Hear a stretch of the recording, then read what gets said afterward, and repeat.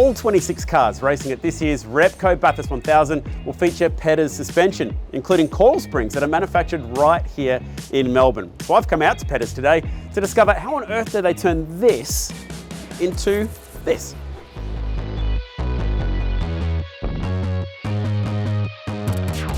Pedders supply the teams with 17 different variations of coil springs, with spring rates varying from 65 to 145 newtons per millimetre, with 2 new stiffer springs slated for 2025.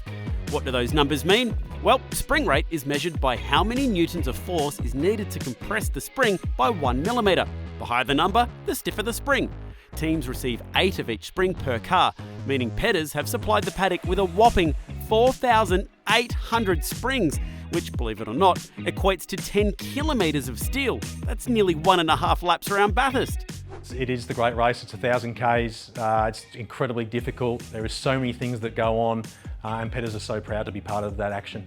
They provided a huge range of springs for the teams in far greater increments than even teams had before, but there were so many different suppliers before we needed to lock it down, and Pedders were fantastic in coming on board to support us. As you can imagine, a high-performance coil spring needs to be manufactured with exacting tolerances, so it A, has the correct spring rate, and B, performs consistently and reliably. This is where Pedders' highly refined manufacturing process comes into it. Here's how they do it.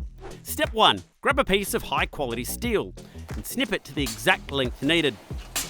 Next, they heat it by feeding it through a walking beam furnace set to 980 degrees Celsius. Now it's coiling time, with the red-hot steel fed straight onto a fully computerized CNC coil winding machine. They're then quenched in an oil bath before a 30-minute stint inside a gas-fired furnace. This is where the coils develop their flexibility and elasticity. The ends of the springs are then ground away before being placed into a shot peener to remove any impurities and leave the springs with a shiny, smooth surface. Now it's time to test them.